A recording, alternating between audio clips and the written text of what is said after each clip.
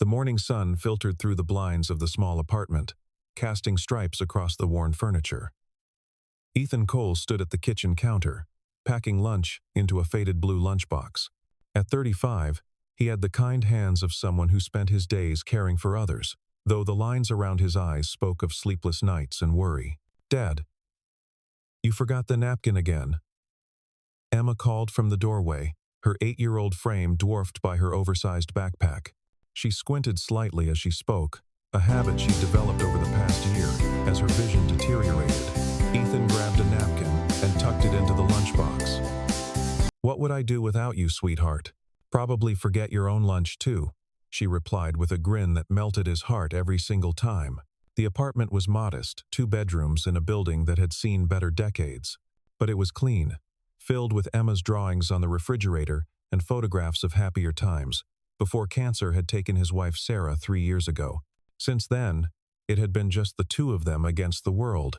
Ethan worked as a medical technician at Riverside Community Hospital, a small facility on the city's outskirts that served the working-class neighborhoods.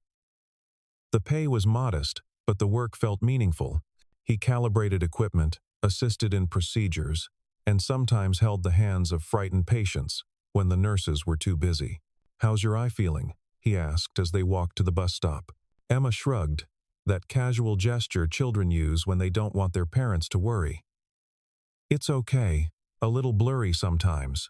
Ethan's jaw tightened. The consultation with the ophthalmologist had been clear. Emma needed surgery to correct her deteriorating vision.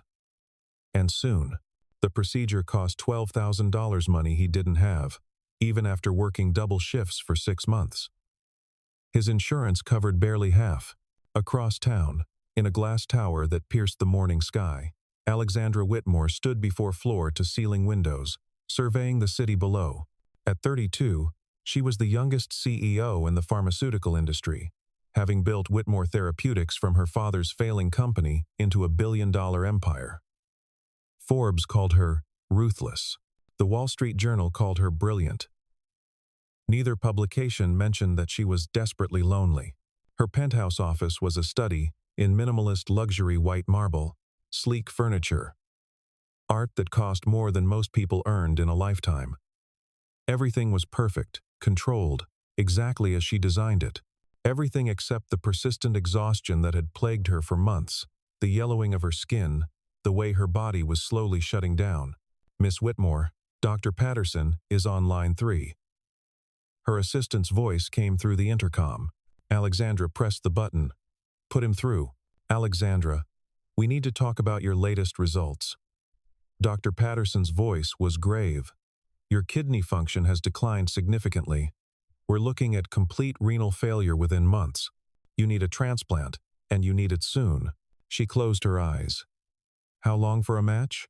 With your rare blood type?" "Could be years. We're putting you on the priority list. But I won't lie to you, the odds aren't good." After the call ended, Alexandra remained standing at the window. Below, the city pulsed with life, people rushing to work, living their ordinary lives, taking for granted the simple act of a body that functioned properly. She had built an empire, conquered boardrooms, negotiated deals worth hundreds of millions. But she couldn't negotiate with her own failing organs. For the first time in years, Alexandra Whitmore felt powerless. 3 weeks later, Ethan was restocking supplies in the hospital's storage room when he overheard 2 nurses talking in the hallway. "It's such a rare blood type," one said. "AB negative with specific tissue markers. They've been searching nationwide for months. That poor woman is running out of time. I heard she's young too, some kind of genetic disorder. She's been managing it with dialysis. But it's not enough anymore." Ethan continued his work, but the conversation stayed with him. That evening, as he helped Emma with her homework, he found himself thinking about the unknown woman fighting for her life. Someone's daughter, maybe someone's mother. "Dad, you're staring at nothing again," Emma said, waving her hand in front of his face. "Sorry, kiddo. Just thinking." "About what?" How could he explain to an 8-year-old the weight of knowing you could save a life? "About how lucky we are to have each other." The next morning, Ethan found himself in the hospital's transplant coordinator's office. Margaret Chen had been coordinating organ donations for 15 years, and she had seen all kinds of donors walk through her door. But something about the quiet man sitting across from her was different. "You understand this is major surgery, Ethan? There are risks. Recovery takes months. And you have a daughter to think about." "I know," he said simply, "but I'm healthy. The test showed I'm a match, and someone out there is dying. You don't even know who the recipient is. Does that matter?" Margaret studied him for a long moment. In her experience, most living donors knew their recipients, family members, close friends. Anonymous donation to a stranger was rare, especially from someone who clearly couldn't afford to miss work. "It matters for some people," she said carefully. "This isn't a decision to make lightly. You'd be giving up part of yourself for someone you'll never meet. My daughter lost her mother to cancer. I watched Sarah die, and there was nothing I could do. Nothing." His voice cracked slightly. "If I can stop someone else from experiencing that loss, then yes, it matters. It matters more than anything." The surgery was scheduled for 3 weeks later. Ethan told Emma he was having a routine procedure and asked his neighbor, Mrs. Patterson, to stay with her. He didn't mention the kidney. Didn't want Emma to worry or try to talk him out of it. The night before the surgery, Emma crawled into bed beside him. "Dad, are you scared?" "A little," he admitted. "Will the person you're helping be okay?" He froze. "How did you? I heard you on the phone with Mrs. Chen. You're giving someone your kidney, aren't you?" There was no point in lying. "Yes."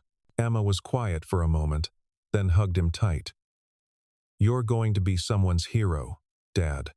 Someone is going to live because of you." The surgical suite was cold and bright.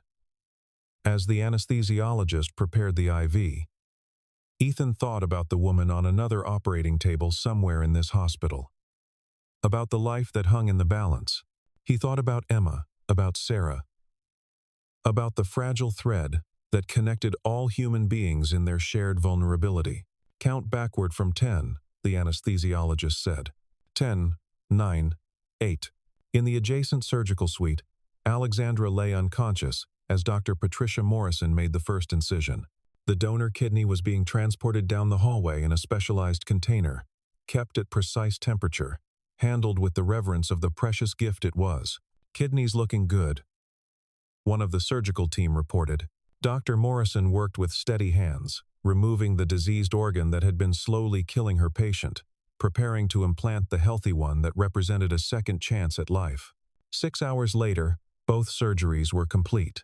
Ethan woke in recovery, groggy and in pain. His first thought was, did it work? Did she survive? "The recipient is doing well," a nurse told him, reading his expression. "The kidney is functioning perfectly. You saved her life." Alexandra woke to the sound of machines beeping steadily. She was alive. The surgery had worked. Somewhere in this hospital was a person who had given her a future, and she didn't even know their name. Recovery was harder than Ethan had anticipated. The hospital discharged him after 3 days, but the pain medication made him foggy, and the surgical wound pulled with every movement. Mrs. Patterson helped with Emma during the day, but Ethan could see the worry in his daughter's eyes every time he winced or moved too slowly. "I'm okay, sweetheart," he assured her repeatedly. "But you're hurting. It's temporary. I'll heal." What he didn't tell her was that the hospital had informed him they needed to reduce his hours. His supervisor had been sympathetic but firm. Until he was fully recovered and cleared by a physician, they couldn't risk him handling delicate equipment or assisting in procedures. His paycheck was cut by 40%. The bills piled up. The surgery itself had been covered by the recipient's insurance. But there were medications, follow-up appointments, transportation costs. The money he'd saved for Emma's eye surgery began to drain away, dollar by agonizing dollar. Emma noticed, of course. Children always do. She started turning off lights religiously, stopped asking for new books, wore shoes that were half a size too small without complaint. "Dad," she said one evening, We don't really need cable, do we? Ethan looked at his daughter, this fierce, compassionate soul who was trying so hard to help, and felt his heart shatter and swell simultaneously. We'll be okay, Emma. I promise. Because you're a hero, she said firmly, and heroes always find a way. If only it were that simple. Alexandra's recovery was swift. Within 2 weeks, she was back in her office, reviewing quarterly reports and preparing for a major acquisition. Her energy had returned, the fog of uremia lifted. Physically, she had never felt better, but something had changed. She found herself distracted during board meetings, her mind wandering to the anonymous person who had given her this second chance. The hospital's privacy policies prevented her from learning the donor's identity, but that didn't stop her from wondering, who would do such a thing? What kind of person gives away part of themselves to a stranger? Her assistant, Jennifer, noticed the change. Miss Whitmore, you've been staring at that report for 20 minutes without turning the page. Alexandra blinked. I'm sorry. I'm just distracted. Maybe you should take some time off. You just had major surgery. I've taken enough time. But that night, alone in her penthouse with its sweeping views and perfect silence, Alexandra felt the walls closing in. She had everything she'd worked for the company, the wealth, the respect of her industry.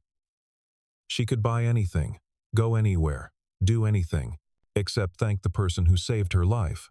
She called Dr. Morrison at home, something she'd never done before. Is there any way to contact my donor? I want to thank them. Alexandra, you know the rules. Anonymous donation means anonymous. The donor chose not to be identified. What if I set up a fund, something to show my gratitude? There was a pause. That's actually not a bad idea. You could establish a charity for living donors. Help with their medical expenses. Lost wages during recovery. It wouldn't be connected to your donor specifically, but it would honor what they did. After hanging up, Alexandra sat in the darkness of her living room, a plan forming in her mind. She would find her donor, somehow, and she would make sure they knew that their sacrifice hadn't been in vain. The letter arrived on a Tuesday morning, tucked between a past-due electric bill and a credit card offer. Ethan almost threw it away, assuming it was more junk mail. But something made him open it. Asterisk. Dear Mr. Cole. Asterisk. Asterisk. You are invited to interview for a position with the Living Donor Support Fund, a new charitable organization dedicated to assisting individuals who have made the extraordinary choice to donate organs to strangers. Your unique experience and perspective would be invaluable to our mission. Asterisk. Asterisk. Please contact Jennifer Martinez at the number below to schedule an interview at your earliest convenience. Asterisk. Ethan read it 3 times. A job? With a charity connected to organ donation? It seemed too perfectly timed to be coincidence. The interview was scheduled for the following Monday at an address downtown. When Ethan arrived, he found himself in the lobby of Whitmore Therapeutics, one of the city's most prominent pharmaceutical companies. The gleaming lobby, the efficient staff, the obvious wealth, all of it made him acutely aware of his worn suit jacket and scuffed shoes. Mr. Cole, I'm Jennifer. Thank you for coming. Miss Whitmore will see you now. Ethan followed her to a private elevator that opened directly into a penthouse office.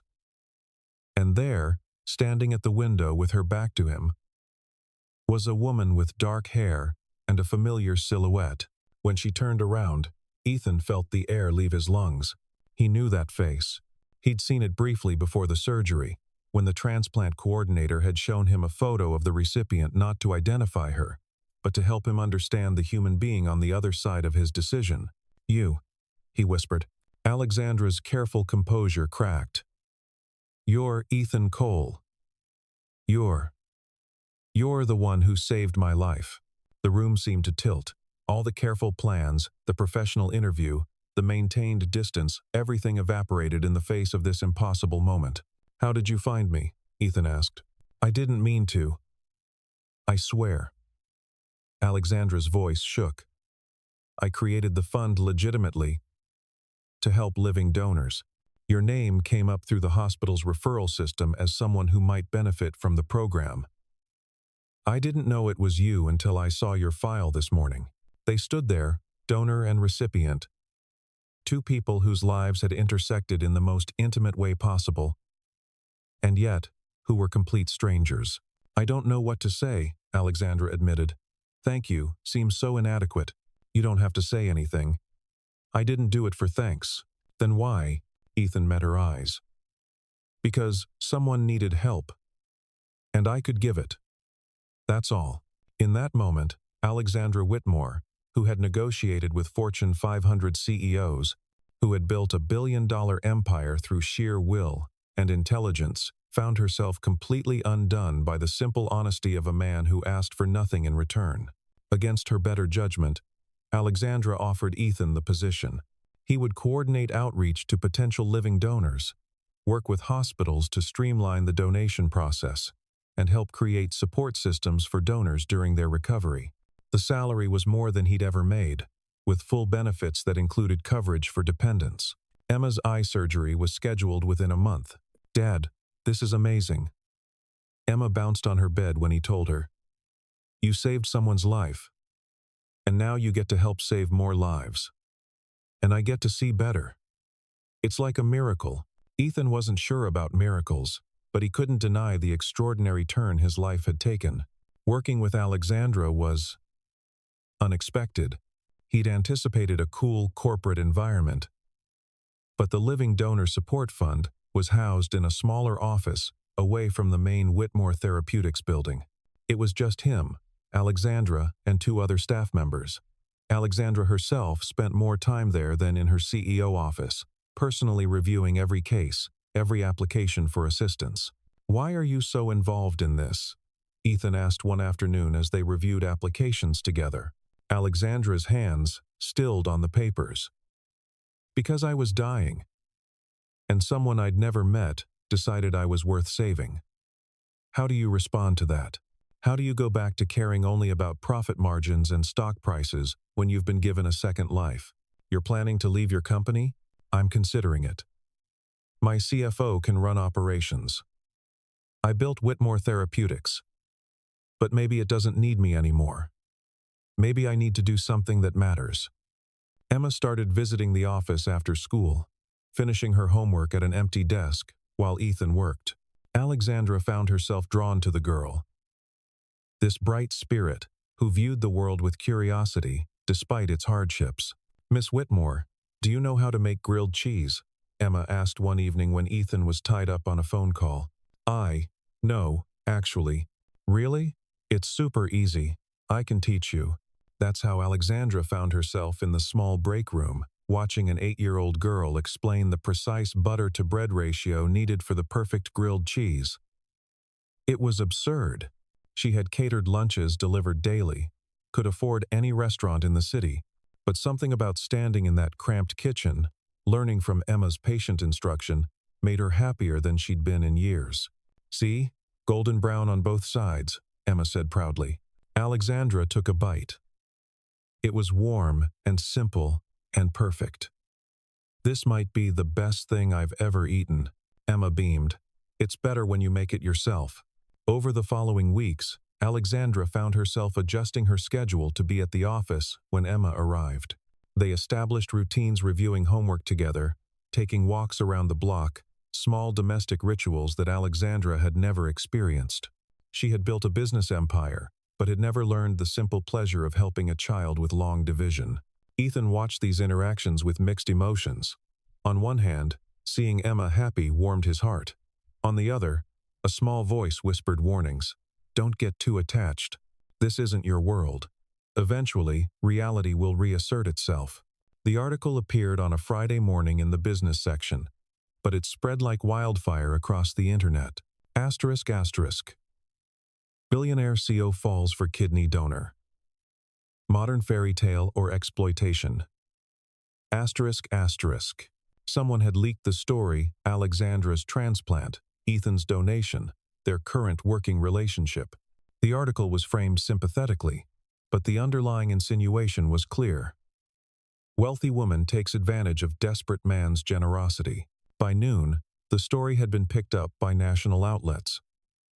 By evening, there were camera crews outside the fund's office. Miss Whitmore, is it true you're in a relationship with your donor? Did you offer him money in exchange for the kidney? What do you say to critics who claim this represents an exploitative power dynamic? Alexandra's phone lit up with calls from board members, investors, and her company's public relations team. The message was unanimous. This was a disaster for her image and the company's reputation. The emergency board meeting was brutal. You've compromised everything we've built, Victor Harrison, the chairman, said coldly. This looks like you bought an organ, regardless of the actual circumstances. That's not what happened, Alexandra protested. It doesn't matter what happened.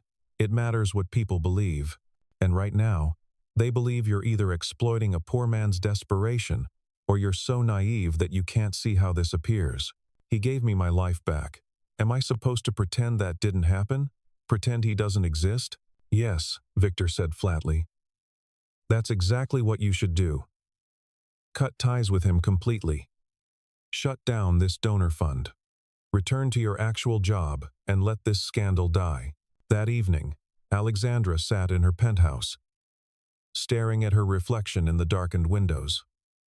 She had spent her entire adult life building walls, maintaining control, never showing weakness. And now, those very survival mechanisms were threatening to destroy the first genuine connections she'd made in years. Meanwhile, Ethan sat in his apartment, reading the same articles, seeing his life reduced to a headline. Emma was asleep, mercifully unaware of the storm brewing around them. His phone rang. It was Alexandra. Ethan, I'm so sorry. I never meant for any of this. It's not your fault. The board wants me to fire you. To shut down the fund. To pretend this never happened. Ethan closed his eyes. He'd known this was too good to be true. Then maybe you should. What? I don't want to be the reason your company fails. I don't want Emma dragged through this mess. If me disappearing makes this easier for you, then that's what I'll do. That's not what I want. But it's what's best, isn't it? We're from different worlds, Alexandra. I always knew that. This past few months, it was beautiful. But it was never going to last. Don't say that. Why not? It's true. You're a CEO. I'm a medical tech who got lucky with a kidney match. This was always temporary. He hung up before she could respond, before she could hear his voice break. Alexandra threw herself back into work, returning to the cold, controlled existence she'd perfected over the years. She attended board meetings, negotiated deals, reviewed financial reports. On paper, everything was returning to normal. But at night, in the silence of her penthouse, the emptiness was suffocating. She found herself thinking about Emma's grilled cheese lessons, about the way Ethan's face lit up when discussing a donor case they'd helped, about the simple warmth of feeling connected to something beyond balance sheets and profit margins. Jennifer found her crying in her office one evening. Something the assistant had never witnessed in 5 years of working together. Miss Whitmore, I had everything, Alexandra whispered. Everything I thought I wanted. And I was dying inside, literally dying. And then, someone saved me, and for a few months, I got to feel what it's like to actually live. Not just exist. And now, I'm right back where I started. Then why stay here? Because it's what I built. It's who I am. Is it, though? Jennifer asked gently. Or is it just what you convinced yourself you should be? The question haunted Alexandra. She remembered the girl she'd been before her father's company consumed her life, the one who'd wanted to be a doctor, who'd actually cared about helping people rather than just maximizing pharmaceutical profits. When had that person disappeared? Across town, Ethan had returned to his old position at Riverside Community Hospital.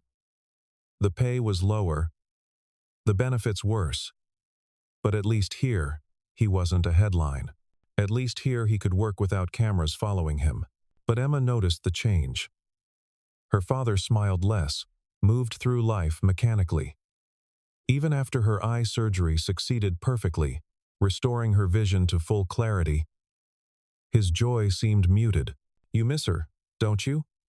Emma asked one night. "Miss who, sweetheart?" "Miss Whitmore." "You miss working with her." "And I think you miss her." Ethan couldn't deny it. Sometimes things don't work out the way we hope. That's what grown-ups say when they're too scared to try. You gave her your kidney, Dad. You literally gave her part of yourself, and then you gave up on her because some newspapers were mean? That doesn't sound like the hero who saved someone's life. The accident happened on a Wednesday during evening rush hour. Ethan was driving home from a late shift when he witnessed a collision at the intersection ahead. A delivery truck had run a red light, T-boning a sedan. Without hesitation, he pulled over and ran toward the wreckage. The truck driver was dazed but mobile. But the sedan was crushed on the driver's side. And inside, a woman was trapped and bleeding. "Call 911. Ethan shouted to bystanders. He squeezed through the broken window, assessing her injuries with the practiced eye of someone who'd spent years in medical settings. Severe laceration on her arm, possible internal bleeding, going into shock. "Stay with me," he told her. "Help is coming." She was young, maybe late 20s, and terrified. I can't breathe." "Yes, you can. Look at me. Focus on my voice. Breathe with me. In and out." The ambulance arrived within minutes. But those minutes felt eternal. As they loaded the woman onto a stretcher, one of the paramedics clapped Ethan on the shoulder. "You probably saved her life, man. She would have bled out before we got here." Ethan watched the ambulance speed away, adrenaline still pumping through his veins. Then he noticed the pain in his side, the warmth spreading across his shirt. In the chaos, he'd cut himself on the broken glass, deep enough that blood was soaking through his clothes. The last thing he saw before he passed out was the evening sky fading to black. He woke in Riverside Community Hospital, his own workplace, with a concerned ER doctor standing over him. "Ethan, you're lucky. The cut was deep but clean. We stitched you up. Gave you some blood. You'll be fine." The woman from the accident? Critical but stable. "They're prepping her for surgery now. Your quick thinking saved her." The word spread quickly through the hospital. Ethan Cole had saved another life. Jennifer, Alexandra's assistant, heard about it through a hospital connection and immediately called her boss. Alexandra was in a board meeting when her phone buzzed with Jennifer's text. Ethan in hospital. Accident. He's okay, but you should know. She stood up mid-sentence, grabbed her coat, and walked out, ignoring Victor's protests. She drove faster than she should have, her heart pounding. Memories flooding back, the sound of machines in the operating room. The uncertainty, the fear. When she arrived at Riverside, she demanded to know where Ethan Cole was being treated. "Are you family?" the nurse asked. Alexandra hesitated. "What was she?" "He saved my life. Please, I need to see him." The nurse's expression softened. Room 347. Alexandra found him sitting up in bed, looking exhausted but alive. Their eyes met, and everything, the articles, the scandal, the separation, fell away. "You're okay," she breathed. "I'm fine. Just a cut." Jennifer said there was an accident. "That you saved someone. I just did what anyone would do." "No," Alexandra said firmly, moving closer to his bed. "No, that's where you're wrong. Most people would have driven past. Most people wouldn't have risked themselves. But you did. Just like you risked yourself for me, a stranger you'd never met." Ethan looked at her, really looked at her. "I thought you'd moved on." "Moved on?" She laughed bitterly. "Ethan, I've been miserable. I went back to my old life, and it felt like suffocating. All the money, all the success, it meant nothing compared to the few months I spent learning how to make grilled cheese with your daughter, and actually caring about something beyond quarterly earnings. The scandal, I don't care about the scandal. I don't care what the board thinks, or the press, or anyone else. I care about you. I care about Emma. And when Jennifer told me you were hurt, all I could think was that I'd wasted these past weeks being scared when I should have been grateful for every moment. Ethan reached for her hand. I was scared too. Scared that I wasn't enough. That I'd disappoint you. That you'd wake up one day and realize you'd tied yourself to some guy whose biggest accomplishment was working at a community hospital. Your biggest accomplishment, Alexandra said fiercely, was being kind enough to give a stranger the gift of life. Was raising an incredible daughter on your own.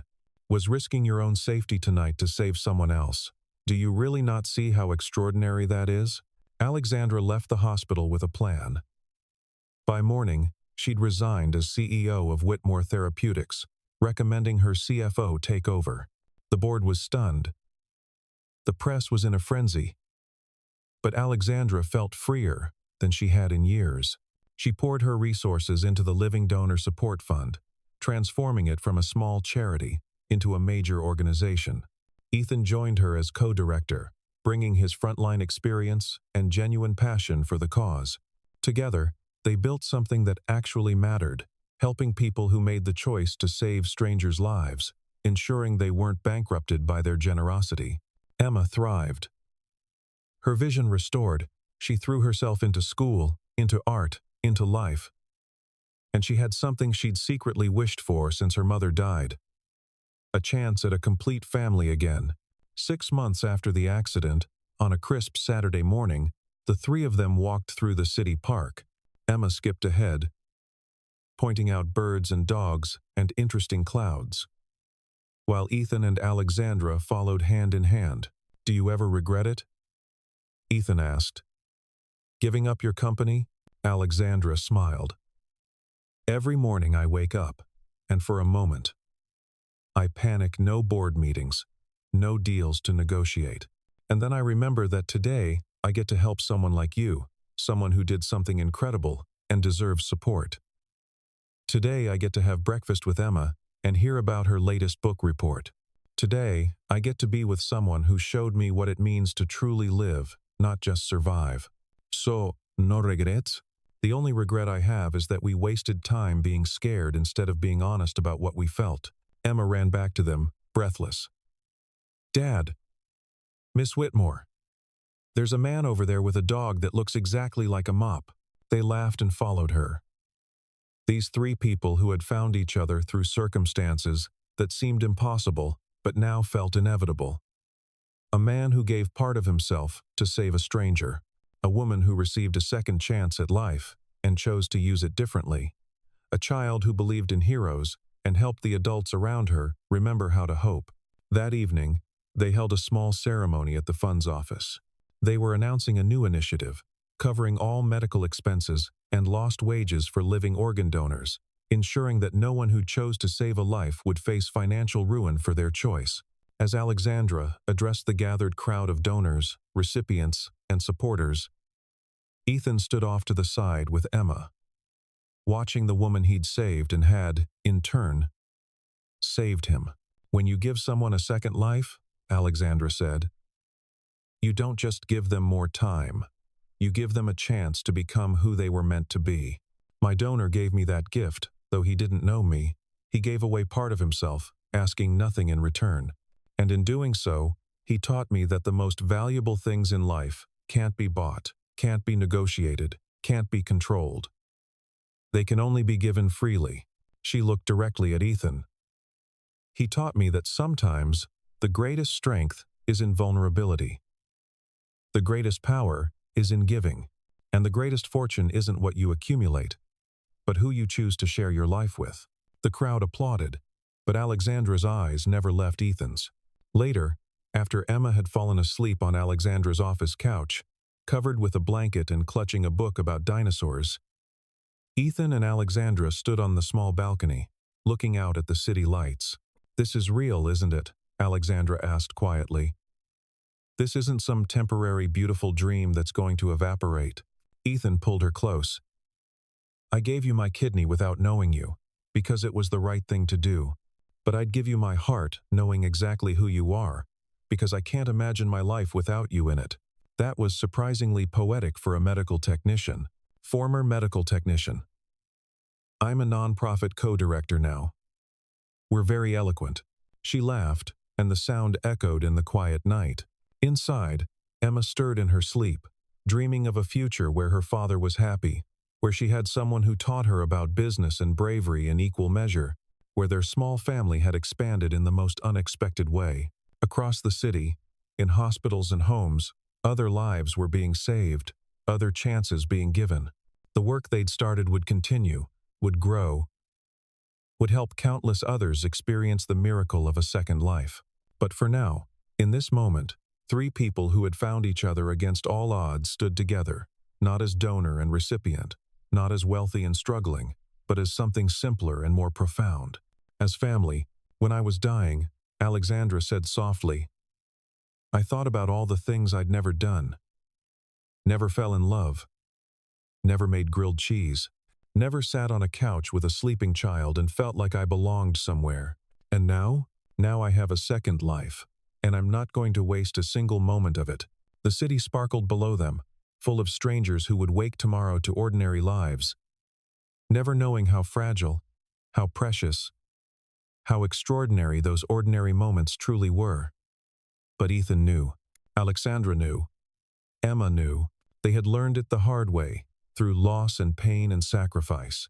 But they had learned it together, and that made all the difference.